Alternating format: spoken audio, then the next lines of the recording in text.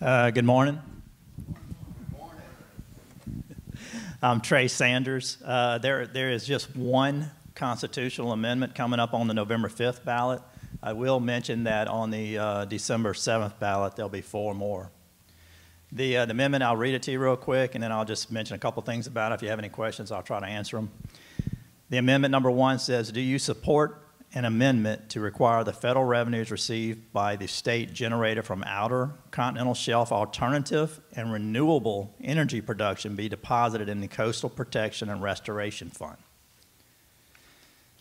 And keep that in mind, those words, it is strictly for the alternative and renewable energy production, any revenue from that. I went to PAR, printed out the PAR document, and a vote for, this would be dedicating offshore alternative energy money to coastal protection.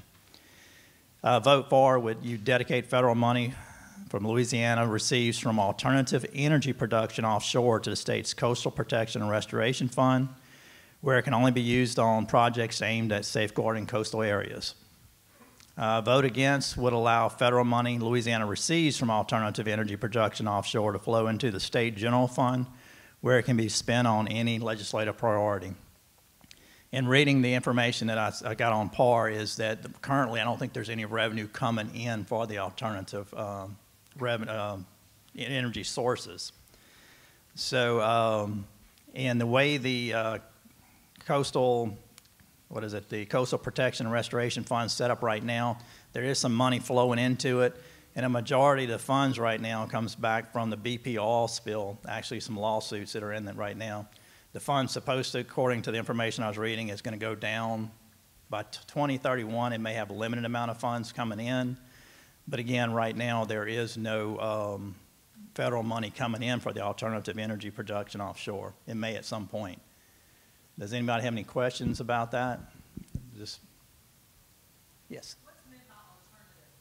I'm sorry? What is meant by alternative? It is solar, wind energy. It's not a traditional, I guess, fossil fuels. So it's solar and wind kind of production. Anything else? All right.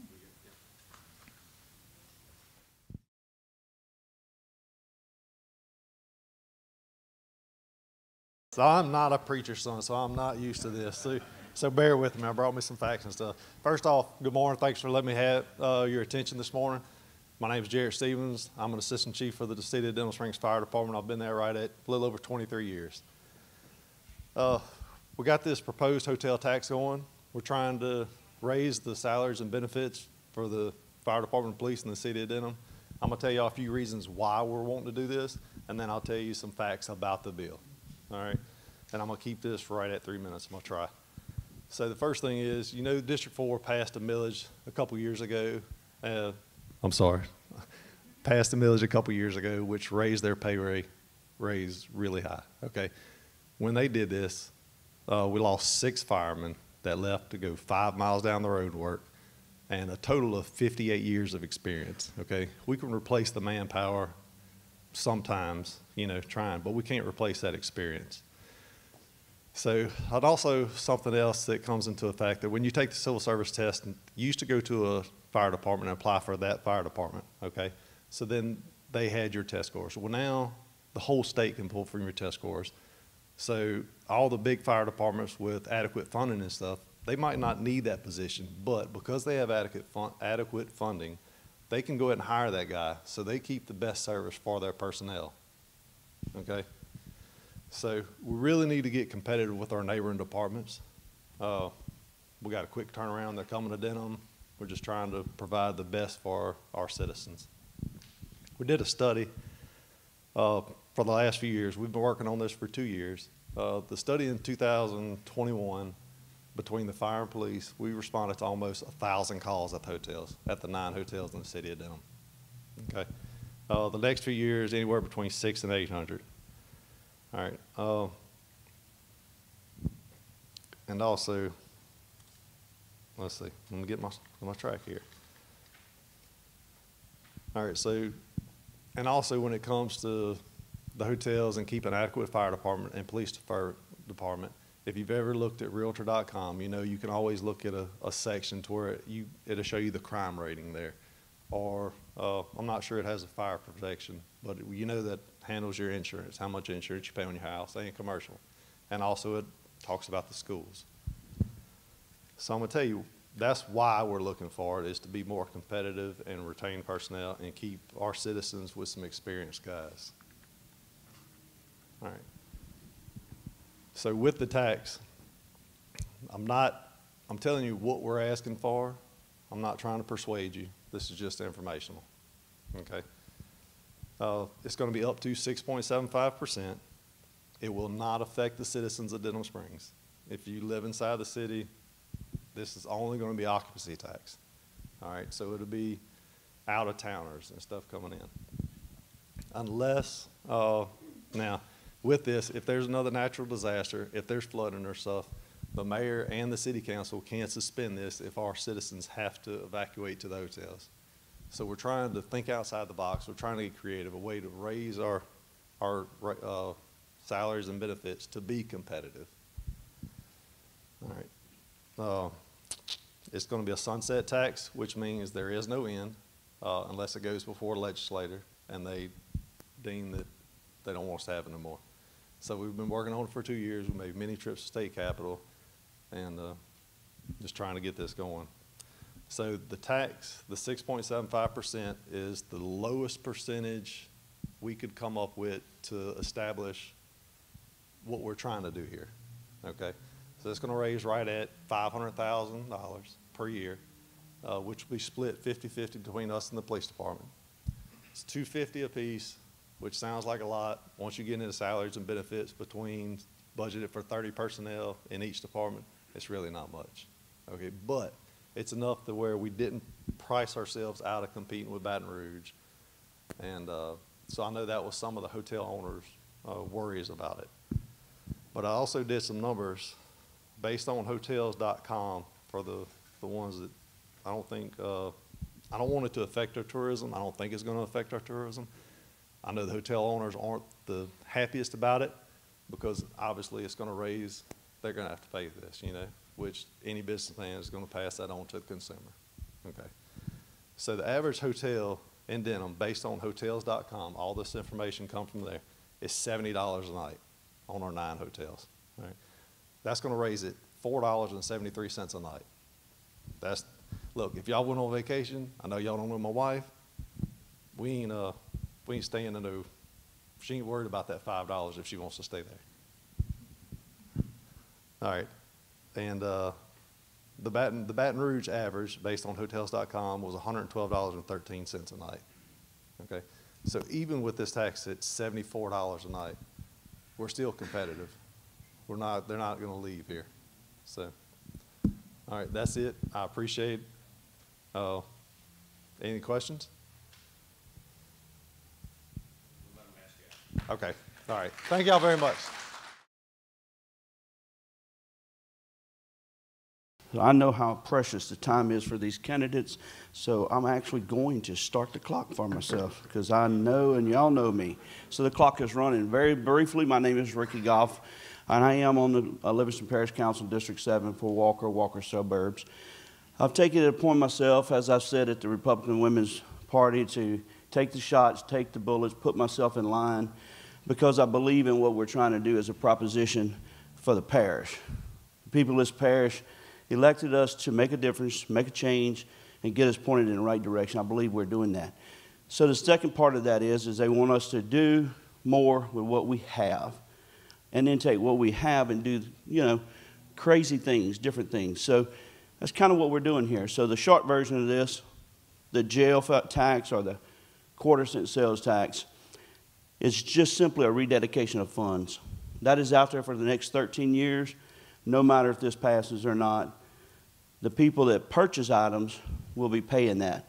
That fund collects $7.5 million right now. Our budget for the jail is $3.5. This doesn't have anything to do with the sheriff. We are responsible for the jail, operating it, paying the utilities, fixing the roof, repairing the floor, whatever it needs. There's $4 million left over. Everybody here understands government. It's dedicated to the jail. If my house is paid off and I have this influx of money, the wife says you can't use it for nothing but the house. No, you can't have a boat. So that's what the jail fund does. You have $7.5 million, you have $4 million left over, you can't use it for anything but the jail. We're simply asking for the people to allow us now to use that for streets, drainage, and yes, animal control.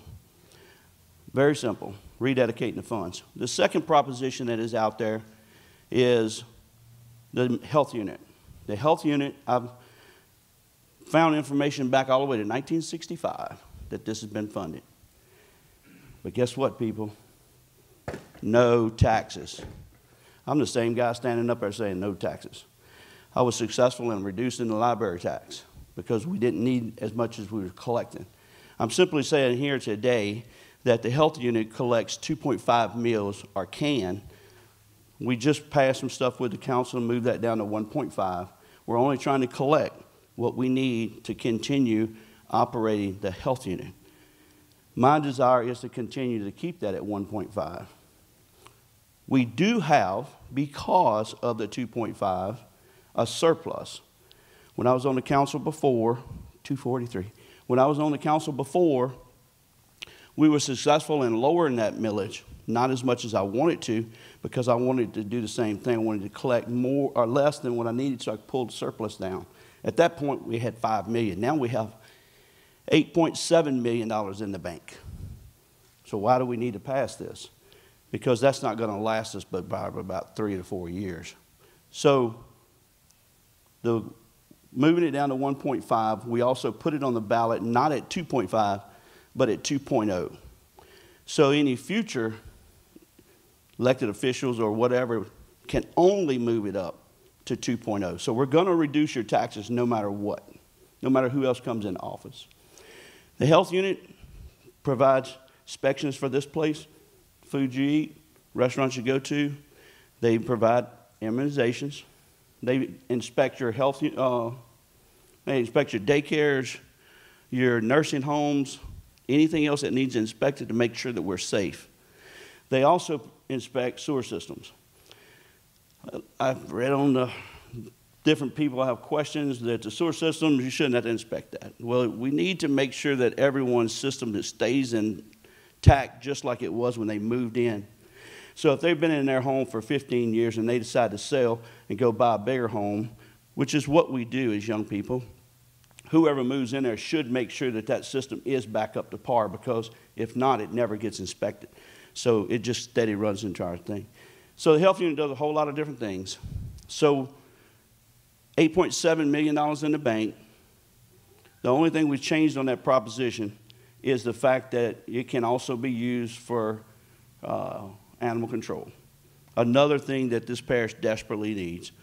We are the 9th largest parish in the state of Louisiana.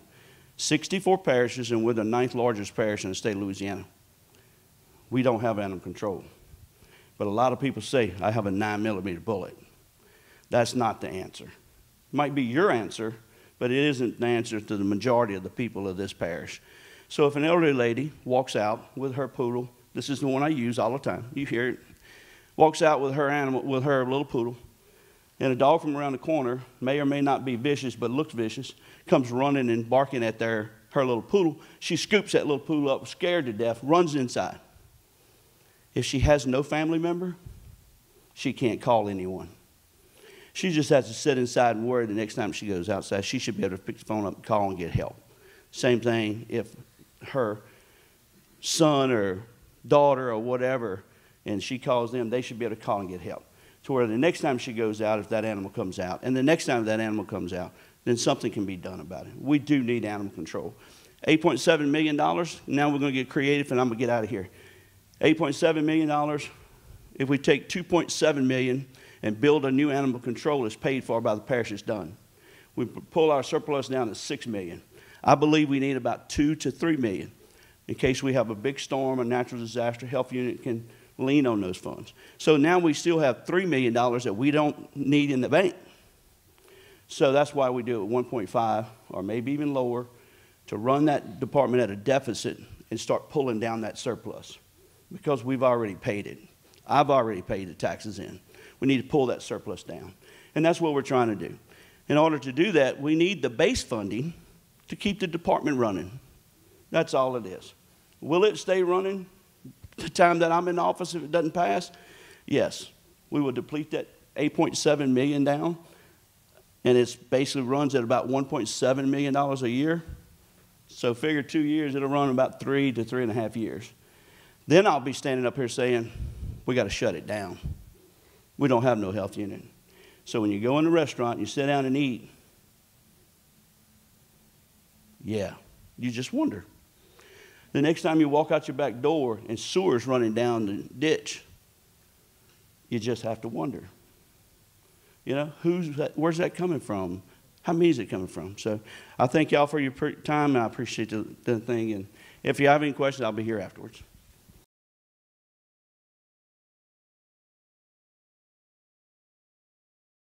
Thank you so much for coming this morning. I know it was early, and we as candidates really appreciate your time and attention. My name is Julie Quinn, and I am a candidate for Public Service Commissioner. And I was told that I'm supposed to tell you a little bit about myself and a little bit about the Public Service Commission, which, boy, we could talk about that for a long time. I doubt many of you in this room know what the PSC, we're just going to call it the PSC for brevity, does or is. Don't feel bad about that.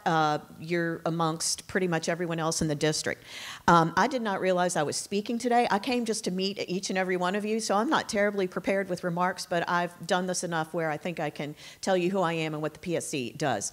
I am a lifelong Republican. When my parents checked me out of high school when I was a senior at the age of 17, so I could vote for Ronald Reagan by the time I turned 18. So when I say I'm a lifelong Republican, I mean that quite literally. Went to LSU, went to Loyola Law School, graduated at the top of my class, law review, moot court, top 10% when I graduated. Went to work for the largest law firm at that time in the state, McGlinchey Stafford, in their business commercial litigation section. To this day, 32 years later, I have my own firm, and I still represent businesses. That's what I do for a living, small, medium, and large. That's what I do. I was a two-term Jefferson Parish School Board member, actually recruited by the Jefferson Parish Chamber of Commerce as the business candidate, and I was a two-term state senator. I represented Orleans, Jefferson, St. Tammany, and Tangipahoa. I was elected twice to that position, and ultimately decided not to run for a third term so I could raise my children. They're now 22 and 24 years old, two boys that I'm very proud of and who are doing very well. So now I have the time to get back into public service. I live in Baton Rouge, and that is where my law firm currently is. In fact, I have to mention Todd. We had a case against each other where I've represented a business and he represented the employee. So he's probably not real happy with me about that, but that is what I do. So the PSC, what is the Public Service Commission? The Louisiana Public Service Commission regulates, in general, regulates utilities, electric and water, non-municipal owned utilities. So for example, if you have a municipal owned electric company or water company, we don't have anything to do with that, but everything else we do. There are some other things that the PSC does, but that's the main thing that everyone's interested in. The question, we are a constitutionally created body that is separate from the legislative branch. We are wholly independent, but we scrutinize when Entergy or Demco comes and says we want a rate increase. We scrutinize that very heavily. It is a complex field. This is not for the faint of heart. This is not for somebody that wants a title or a job. This job belongs to somebody who will sit there and review what's called rate cases. They are highly complex rate cases. I've got 30 seconds. So as an attorney, as I said, my children are grown, and so I intend on doing this job full time. I have the knowledge and the time to commit to this job is what it needs. So I like to tell people, I don't want the job, I want the responsibility. And I look forward, I'm sorry we're so limited on time because I really have a lot to say about what I want to do on the PSC, but my time is up. But if any of you have any questions as to what I plan to do, I'm in favor of clean, affordable energy, keeping it affordable and reliable, and I look forward to meeting you and answering any questions.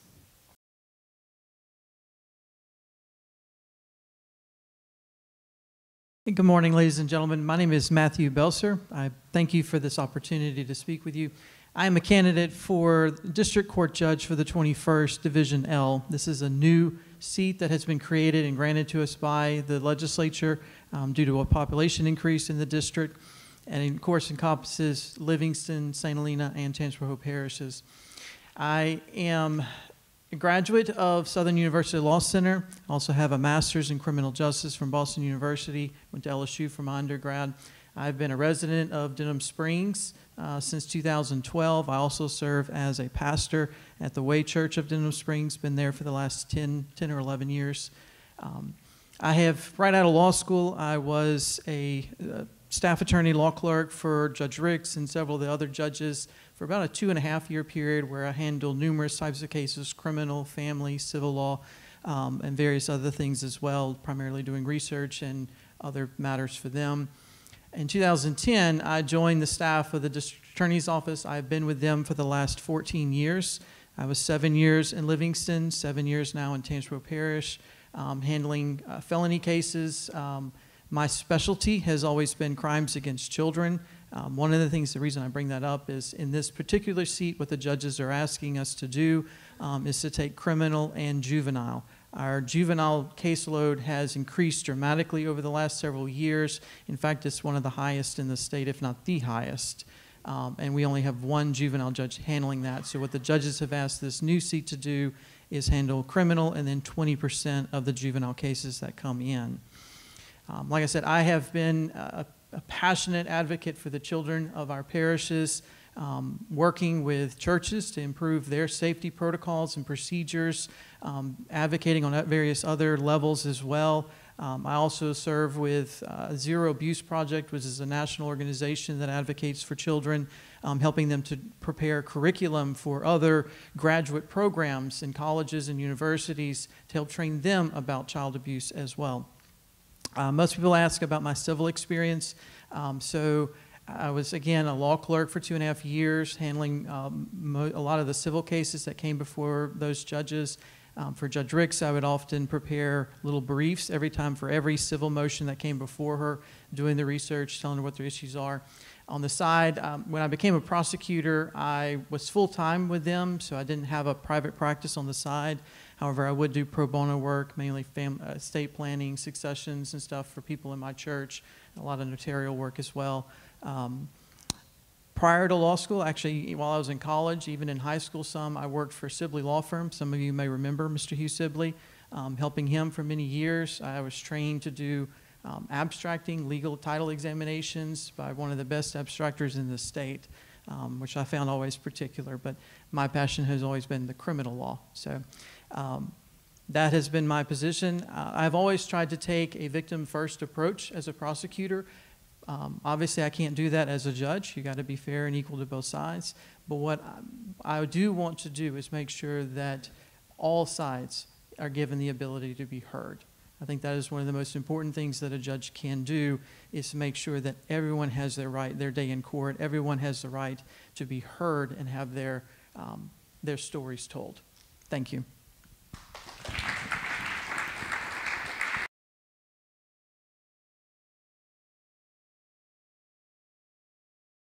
Good morning, everyone. My name is Lindon Magee, and I'm a candidate for Division L District Court Judge.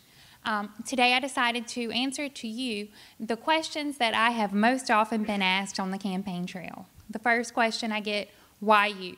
Why should we elect you? And I have to say, it is experience. It is the experience that I have as a lawyer. Not only that, though, but also equally as important to me, the experience that I have gained as my parents' child, as my children's mother, and as my husband's wife. And importantly, too, I believe, as a lifelong resident of our district. I was born and raised here. I grew up literally where the blacktop ends, surrounded by all of my family.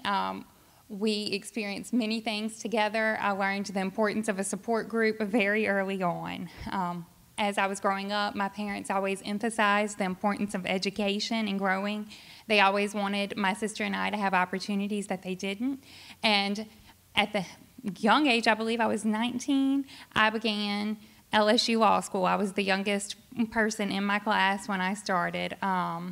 So I continued on, and during law school, I was able to work in a juvenile defense clinic, and that is where my love of juvenile law came in. I was able to participate in court experiences and represent clients through that clinic. I received, they call it the Cali Award. It was the highest grade in the class, and I handled a case from start to finish before I finished law school, and I was very thankful for that experience. Also, while I was in law school, I worked as a law clerk for our judges. The position of a law clerk is really meant to, give law students mentoring from our wonderful judges, and also hopefully a job recommendation. While I was there, I received that and so much more. I learned from all of the members of that bench what it means to be a great lawyer, how to approach cases and the people that are before you, and was forever, again, grateful for that experience. After I obtained that job recommendation, I went on to work for Cash, Drain, and Sandage, a firm in Hammond, and while I was there, I practiced civil and family law. I was able to learn from the partners at that firm. Again, great legal minds. They taught me how to look at civil cases inside and out, develop case theories. Again, another just wonderful experience. As a family practitioner there, I worked with people, I believe, who you see at their worst point. They're handling literally their worst days. They're going through fighting for their children, fighting for their lives. I tried to deal with them in the way that I felt was best and remind them how to handle their cases, and also tried, I guess, to be more of a life coach along with an attorney for them. Then after that, I'm sorry, I see my 30 seconds. So after that, I opened up my own private practice in the small town of Laranger to help assist our local community there. I wanted a place where people could come and feel comfortable to get advice. I practiced there. Then I have to backtrack a little bit. My sister, who went to law school with me, she was in Baton Rouge working, and our judges created a position of a staff attorney for her to come back to the courthouse because they felt that they needed someone to give them advice and a practitioner who was able to give them trusted advice on the cases that were before them and assist them in their jury trials. So she came on in that capacity several years ago. They called me and asked me to please come back and also be their second staff attorney. Again, it was a new position created, so I was the second staff attorney in our district, and I have worked there for the past 3 years in that capacity, advising our judges, our new judges, helping them get acclimated to the bench. I've handled civil, family, criminal law, 39 jury trials in that capacity, which is more than I think many attorneys see throughout their career. Again, that's start to finish. Any complex evidentiary issues that come up, I handle them. If a case, you look at it and you're trying to get to a spot that you want and the lawyers aren't exactly telling you what you want, I do the research to figure out how to get to the best outcome, how to make sure that those opinions are held up, and I believe that that experience is invaluable. The reason that I took that position, because I loved the people, my clients, I hated leaving that position. I took that position because I knew I wanted to run for judge, and I knew in family practice, and I skipped. I was also working in juvenile court for the public defender's office, but I felt like I was getting dusty on civil, on other areas. So I wanted this position so that whenever I stood before you and asked for your vote, I could say I am the most experienced and qualified. And also, very quickly, the other reason people ask, or the other question, why are you running? And this is just self-explanatory, my little boys. But I promise if you're before me, I will treat you how I would want my family treated. I will make a decision that is just, sound, and will stand up, and one that I can look at my children when I go to sleep at night and know I did the best for them and the best for our community. Thank you so very much.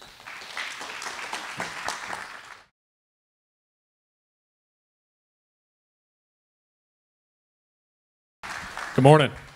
First off, I want to thank you all for being here this morning, and I want to thank the Chamber of Commerce for having us. My name is Taylor Hubert. I'm running for the Livingston Parish School Board District 2, District 2 being the Live Oak District. I know I'm probably the youngest candidate out here. I'm 29 years old.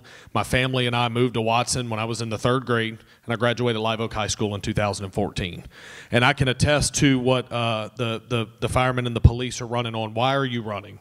And I'm running to help our parish be competitive in pay with the surrounding parishes that we're around from. We have to make a change, and in my opinion, and I think most of the room would agree, a tax is not going to pass, so we must get creative, okay? We must rely on other avenues. We must look at an organizational review and say, what can we do in our own house to clean up and instill some trust back into the taxpayers, okay?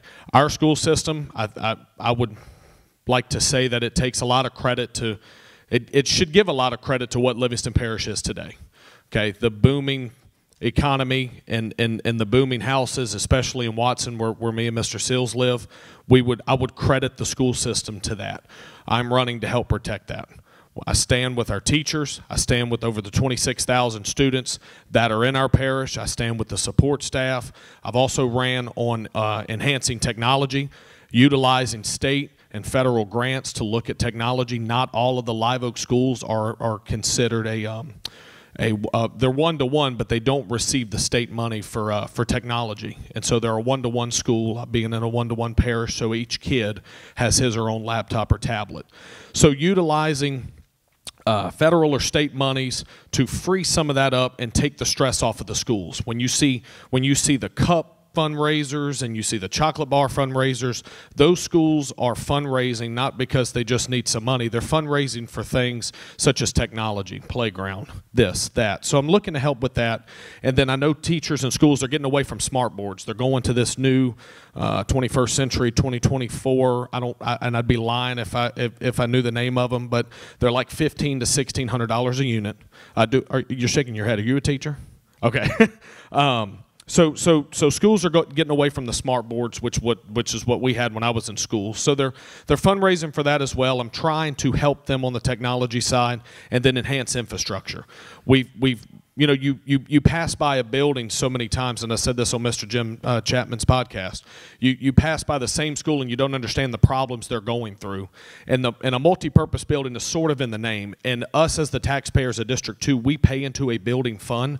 That is not using the parishes at the school system's taxpayers' money. That's using our money. That's using our money to go into our schools to give our children in the Live Oak school system, in the Live Oak school district, the best education possible. And what is a multi-purpose building? Have you raised the 30 seconds up, sir? Okay, I'm sorry. What is a multi-purpose building? It's a building used for awards day, Christmas plays. It incorporates a bathroom concept. It takes the stress off of a smaller cafeteria, and you're jamming parents, you're jamming family in there. So it's kind of in the name, multi-purpose building that we pay for in District 2 with our money. So that's not using school system money. That's using the money that we pay into. Why am I running? I'm running to be an advocate. I'm running to be an advocate for our public education system, and I'm running to give our children the best education they can be. Livingston Parish Public Schools has provided for us. It's time someone stands up with them and provide for them. Thank you all.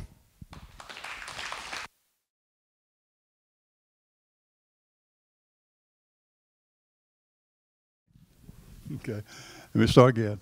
I'm Bob Seals, Jr. On the ballot, I'm Robert A. Seals, Jr. I got stuck with Bob in the business world. I came out here in 1983 with my wife, Barbara, because our kids were ready for school. And we made a choice. You know, choice is a popular term in schools these days.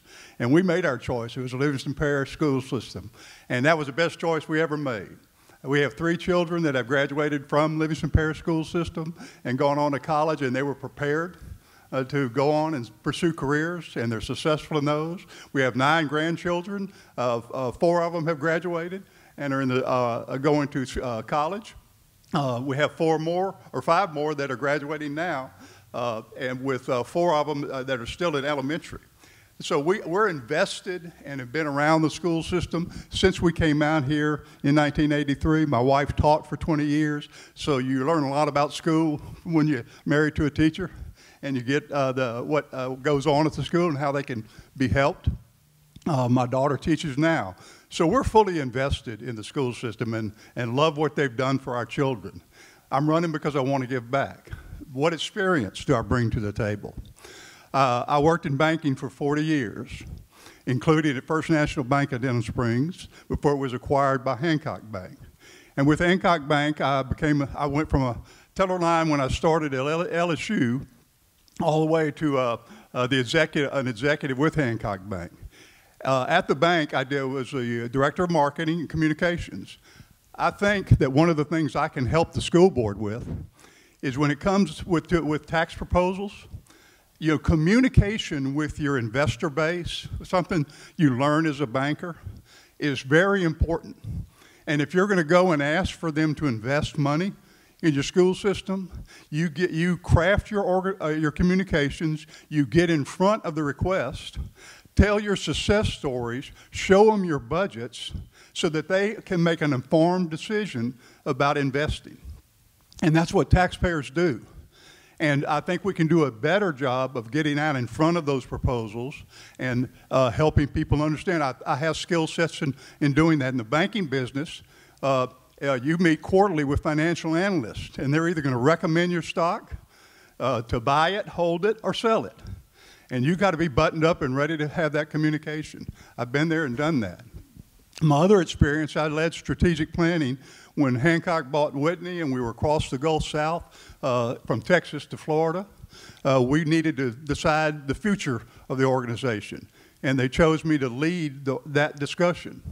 The school board currently is doing a strategic planning process, and I'm familiar with that process, and I know how to take it from the plan to execution and monitor it. So I think that's something I can bring to the table.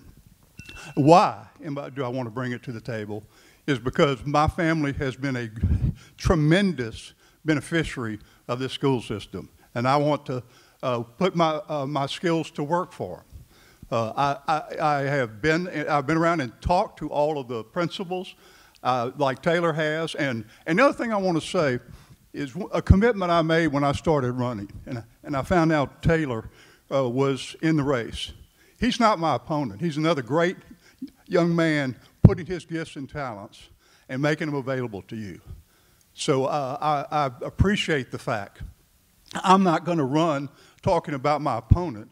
I'm going to run talking about what I might be able to do. He's going to do the same thing, and that's the way we ought to run, isn't it?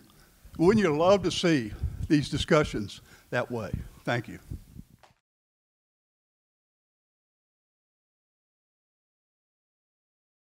Good morning, everyone. Welcome to my city. I'm David Addison. I'm the Chief of Police of Walker. I've been with Walker for 24 years. I've been the chief the last 8 years. I intend on being the chief in 2024 after the election. Let me just tell you a little bit about myself. I started with Walker. I started at the very bottom, patrol officer. I didn't know very many people. I have a lot of kin people here, but they're mostly from Tangipahoa Parish. But I worked my way up. Then I got into traffic. I worked traffic for years. And then 2016, I ran for chief, and I won. Let me tell you about our department. We have one of the greatest departments around. We have a lot of training. We provide post-training for all our officers. My department is very lucky that we're in the city of Walker. The city of Walker pays a lot of our insurance for our people.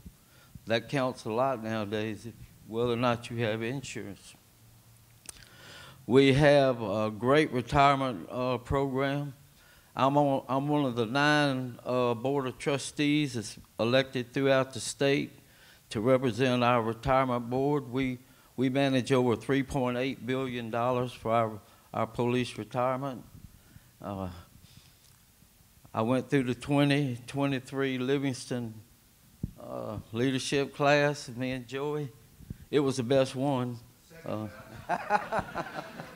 I knew Mr. Steve would say that. But listen, when you become a police officer, it's not like you're becoming a pipe fitter or doctor. The pay is not real high at first. What we offer these people, we offer them a career, okay? It's a career. It's something that you build upon. I'm lucky with my department. I have almost an unlimited overtime program. My guys that can make all the overtime they want. Also, a lot of people don't know that I went through the University of Lafayette Acadiana Law Enforcement Training Academy, became post-certified. After you become post-certified, you receive $600 a month from the state. A lot of people don't know that. That helps a lot with going a long way. Plus, we give our guys and girls, officers, they have a take-home vehicle. Doesn't cost them a penny to go back and forth to work. That counts a lot nowadays, you know. Every little bit helps. But it's a career. You start and you work your way up, just like I did, you know.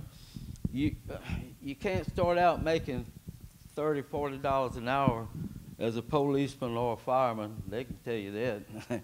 We've all started at the bottom.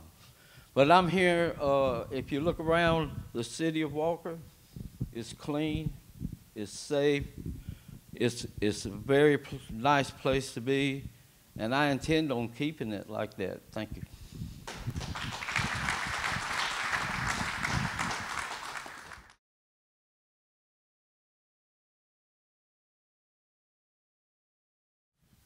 Well, I talk loud. I don't know if I need a microphone or not. My name is Gerald Varnado, and I am running to be the police chief of Walker. I am a career law enforcement officer. I started out in 1982 in Albany. I went through my first police academy in 1984. I stayed with the Albany Police Department, where I became the assistant police chief there. I left Albany in late 1992, early 1993, and joined the Louisiana State Police.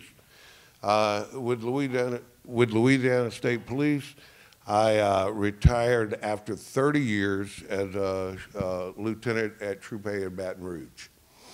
I also did school safety program with the Sheriff's Office for a year from 2023 for the 2023-2024 school year.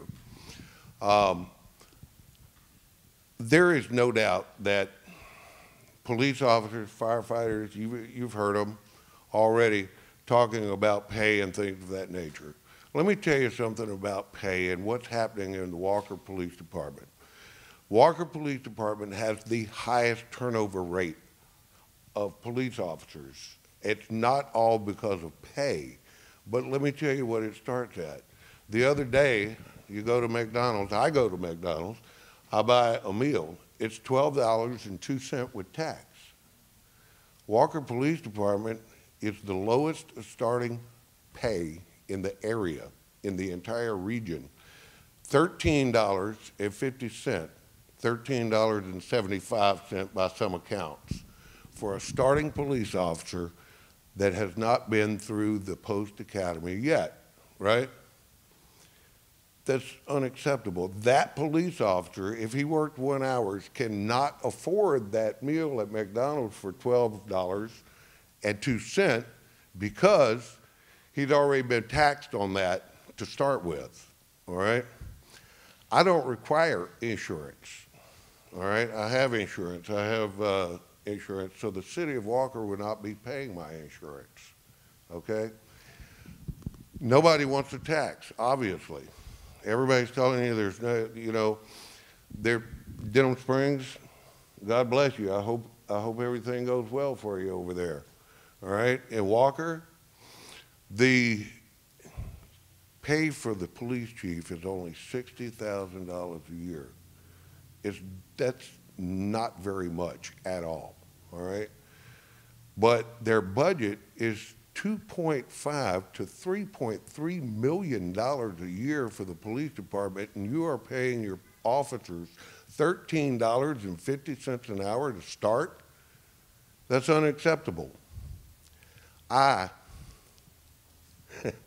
This is crazy, I'm not a politician, but I will cut the police chief's salary by $15,000 to $20,000 per year to give these officers an hourly raise to get them competitive with the surrounding area and stop the bleeding of police officers from this department. They come here They go through the police academy, and they can leave after 2 years. But there's also a loophole to where they can pay back what the city spent on them for their training, and then they can leave, and that's what's happening. We're going to stop it. We're going to stop the bleeding. We're going to get these officers in the Walker Police Department back up to standards. Thank you very much.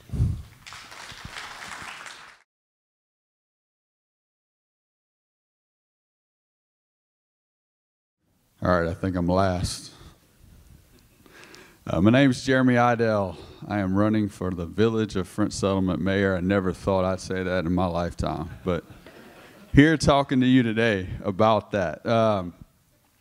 Grew up in French Settlement, lifelong resident for the most part. A little bit about myself. I went to Louisiana State University, graduated in accounting, so I'm not terribly exciting. I'm kind of boring, right? Got a master's in accounting.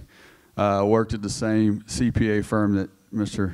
Sanders does, Hennessy Bourgeois, for a bit. Before I went to become an entrepreneur, we employ about 200 employees over the state of Louisiana, Mississippi. Married to my wife of 15 years, Lori. My daughter, Taylor's 12, and my son, Carter, 7, both go to French Settlement. So that makes sense as to why I'm running for mayor. To make a change in my community for the better. I think, maybe many of you do not know, I've actually been mayor pro tem for the past 2 years. It's been very quiet. I lead by example. I think things are very quiet there. We're living within our means. We're balancing our budgets. We actually have a surplus with the few pennies that we do have. So let's talk about French Settlement. A lot of opportunity there.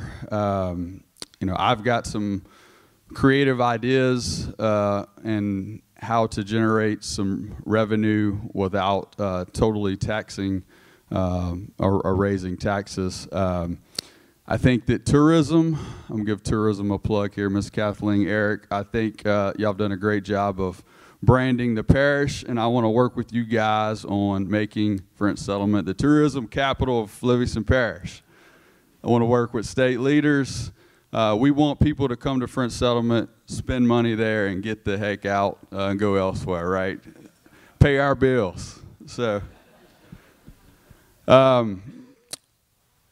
everyone knows, and everyone's been reading about the water situation there.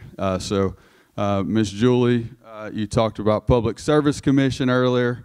I did not know what you guys did. I do now. Earlier this year, it was Southwest Water, I believe, at the time. We started talking with them about the water issues. Couldn't get much headway with them, so we went and talked to Commissioner Skermetta. The day before, they announced, or they invited me to a breakfast to say, oh, everything's okay. I said, no, we're going to go to this meeting. We're going to, so I sat through a Public Service Commission meeting for 7 hours. It was the worst 7 hours of my life. So God bless you for what you're doing. And, yeah, 30 seconds. Thank you, Trey. Okay, great. Commissioner Skermetta's been great, by the way. Now we're owned by Nexus, and they've been working well with us and giving us some good feedback. So do I think that our water situation is going to be fixed in the next 4 years? No, but I do think having a leader that has an ability to work with, private. We want to get some of this federal money that it's intended for to help small municipalities, improve their water system. So, again, my name is Jeremy Aydell. I'm running for the mayor of French Settlement, and God bless you.